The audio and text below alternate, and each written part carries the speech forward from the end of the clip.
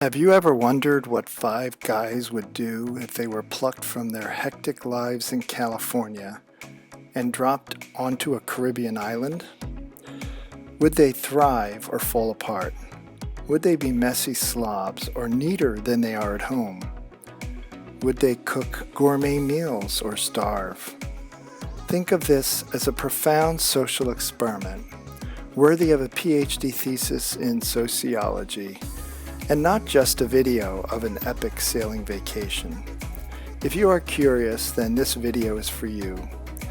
I am going to show you 5 things that 5 guys did in the Caribbean. First, let me introduce you to these 5 guys. From right to left, there is John, Jeff, Rehan, Al, and Paul. John is a sailboat owner and sails and windsurfs on San Francisco Bay. He can usually be identified by his yellow hat, which he earned by sailing in the Baja Haha. Here is John at the Whaleboner Bar in Bequia, researching the whaling heritage of the Bequans and trying to get their secret rum punch recipe. After 2 rum punches, we all gave up. Jeff is a former teacher principal turned gourmet chef.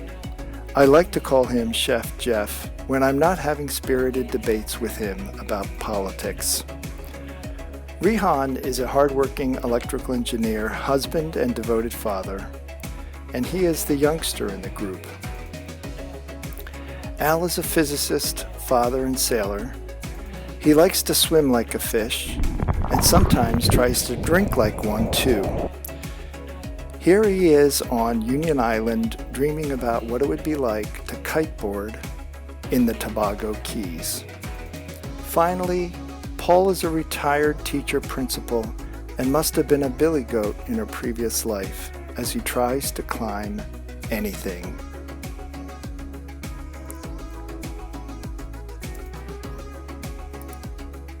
So here are the 5 things that these 5 guys did in the Caribbean.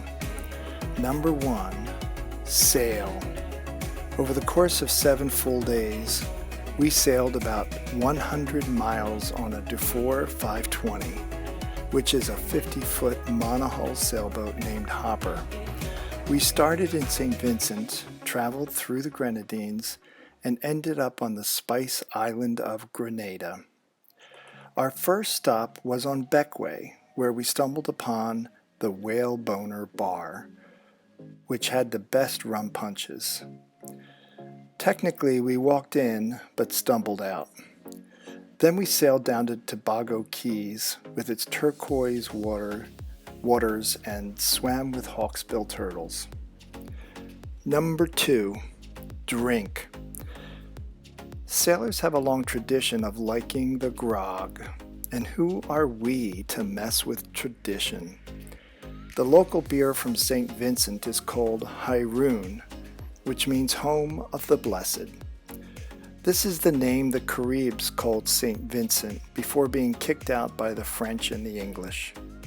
And who doesn't want to be blessed? If they served beer in church, I think there would be a lot more believers. But the good Lord has given us so many other forms of alcohol. So we also tried rum punches and painkillers. Here is the recipe for a painkiller, found on the back of a pusser's cup. Don't share this recipe with anyone, as it says it is a secret. Finally, to complete our research into all forms of alcohol, we visited a rum distillery on Grenada, where we saw the sugar cane crushed, fermented, and distilled. We are so proud of all the research we did into drinking. Number 3, hiking. There is nothing like hiking up a hill in the Caribbean and seeing the water and islands surround you. We summited 3 of the 4 peaks in Tobago Keys on Jamesby, Petit Bateau, and Baradel Islands. Most of the islands in the Grenadines are called Petit this or Petit that. Isn't that cute? Anyway, on Baradell Island, Al, being the observant guy that he is, walked right under this huge iguana and didn't even see him or her. How do you tell with a lizard? Anyway, iguanas are cool. Lucky that Paul and Rehan had sharp eyes for the lizard.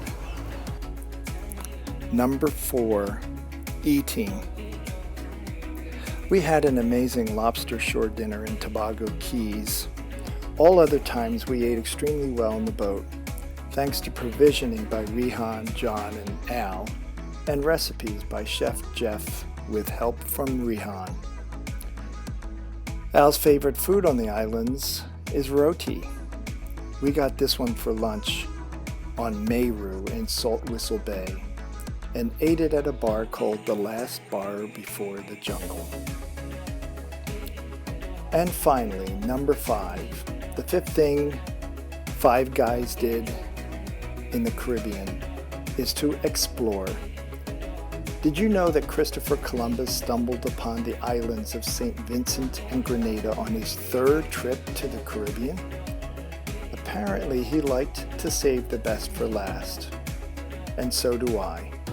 So in the spirit of Columbus, we explored Union Island, where John, Rehan, and I visited Jeremy Tronitz's JT Kitesurfing School. I don't think this was there when Columbus visited. A highlight was meeting Jeremy.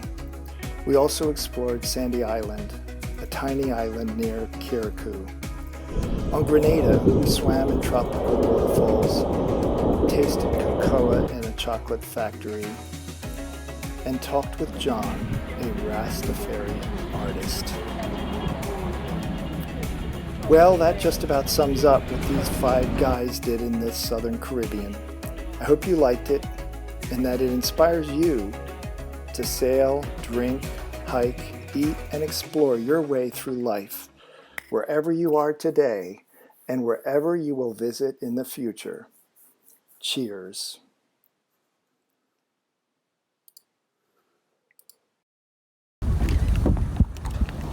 Boom! There it is. I saw the green flag. I saw it. I definitely saw it. It was like the very last fraction of a second. No, it wasn't. My story. Too much.